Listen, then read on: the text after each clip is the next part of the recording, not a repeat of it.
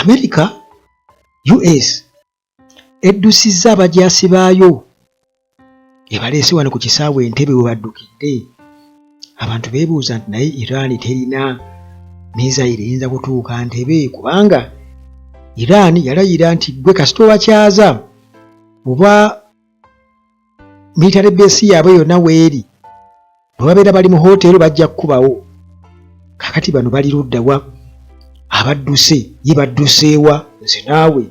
Kakati munnange era Trump kigambibwa okuba nti yabaddeyo mu kuziika mu kukungubaga mu kurisiivinga emirambo egy'abajaasi abasoose okubeera nga baleetebwa okuva mu ddwaniro abattiddwa misaayiro za Iran. Munnange katusookere ku byaffe wano Entebbe kubanga ekijja omanyi kinyaga bitono. Munnange getulinaagala exclusive abasirikale ba America abasirikale ba US bwe batyo baba evacuatinze babagumbuludde okuva ku base ya America eri Djibouti era bwe batyo munnange ne bajja wano nga ba refugee ku kisaawe Entebbe oluvannyuma lw'okutya nti abasajja Abayiraani bayinza okunyugunya ekizuka ne kikuba base eyo. Naye ate okuva wali okutuuka wano e Uganda waliwo miles mmeka? Kubanga era ekizuka e Uganda kiyinza okutuukayo muganda wange, kiyinza okutuukayo. Tukola history nti Uganda mu Africa yensi esoose okubeera nga ebalulwa misaayiro ya Iran. Kakati munnange bano bali mu bikumi na bikumi abasirikale ba US United States munnange bwe batyo bano babadde bali stationed ku kampu yaabwe eyitibwa Lemonia mu Djibouti era nti eno ye permanent American military base yokka mu Africa. Kigambibwa okuba nti munnange bano bazze wano era nga baagala okubudamizibwako akaseera akatonotono nga bwe babanoonyeza bwe balaga oba nga n'ekitengu n'ekiwuggu okubeera nga kibaggwamu. Kati bali wano Uganda era essaawa eno bali wali ku kisaawe Entebbe International Airport we bali awo we batadde butenti bwabwe n'okubeera nga bamu bali mu facilities endala eziriwawo ku airport we bali awo. Kaakati munnange okusinziira ku information batugamba nti abasirikale bano babajja Djibouti oluvannyuma lw'okutya nti eggwanga erya Iran liyinza okutagetinga munnange beesi eyo ne babakuba bubi nnyo ne bafa kubanga kibaddewo. Kaakati nti amagye ga America amalala agabadde ku kampu eno Lemonia bwe batyo munnange kigambibwa okuba nti nago baagagyewo bano baagabagiyizzaawokko ne baleetawo bwe baleeta naye abalala ne babatwala ku ggwanga ery'omulirwani wano e Kenya basobole okubeera nga munnange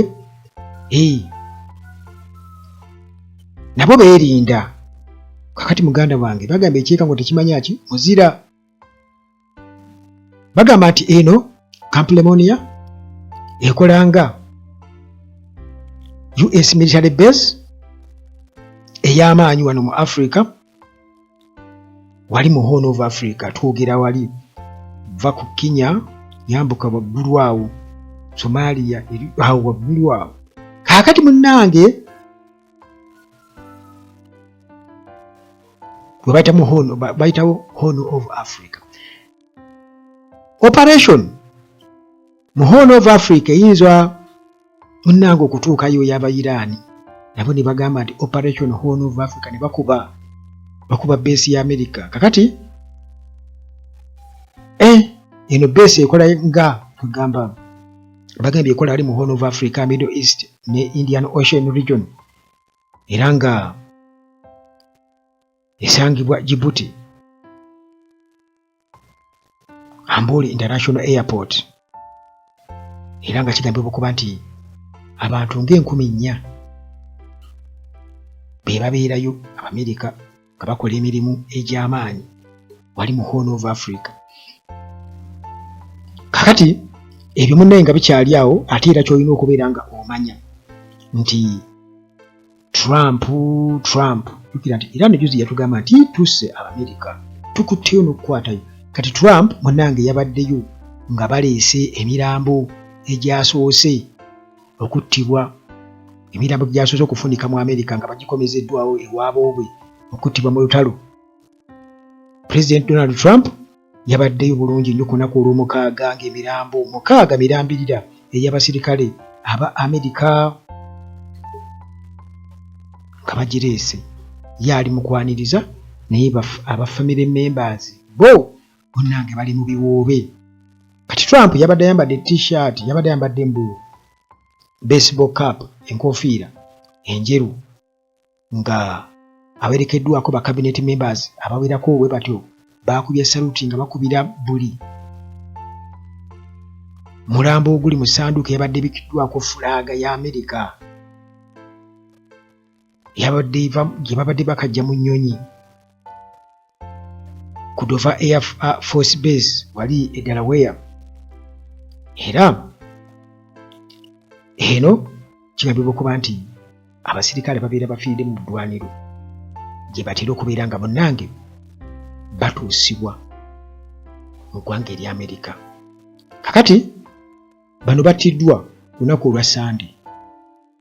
Yabadde drone strike eyakubye command center ya America mu ggwanga erya Kuwait oluvannyuma lwa United States lunaku lumu lwokaluka lwadde lwakayitawo nga United States ne Israeli balunkize military campaign ku Iran, ko Iran nayo kankube wali nekuba tokulekera nayo tokola ki tomulekera. Kale munnange abantu bagamba nti lwaki babatwala okulwana kubatwala bajuzi omusirikale ng'agamba tebitukwatako, bino bikwata ku Israeli, lwaki tugenda okufiira obwereere, tebitukwatako. Nga nabo tebakkanya naye baamuyoola buyobozi munnange okumugjayo.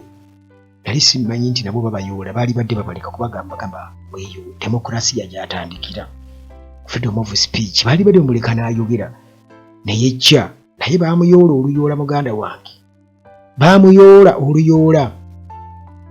Kati famire zaabwe mu kuliyirirwa ndowooza bye biddirira. Wano Uganda babawaayo 5 ne babasuubiza nti ebirala bijja awe mukoma. Kakati munnange bino birabika ndowooza biwanvuye, bino biwanvuye kubanga tojja kugamba nti twamala kugenda Iran, naye Iran kyekituufu nsi y'amaanyi, nsi y'amaanyi, era bwe bakugamba nti baginyooma nnafu kubanga jjukira nti Amerika teri yokka, Iran kitegeeza erwana na nsi nnyingi. Kuba Amerika yegase ne Israeli ate nga babeesinga wonna we baagala, okusobola okubeera nga munnange bakuba, kitegeeza nti babeera bagyetoolodde buli wamu, naye esobodde okubeera nga muganda wange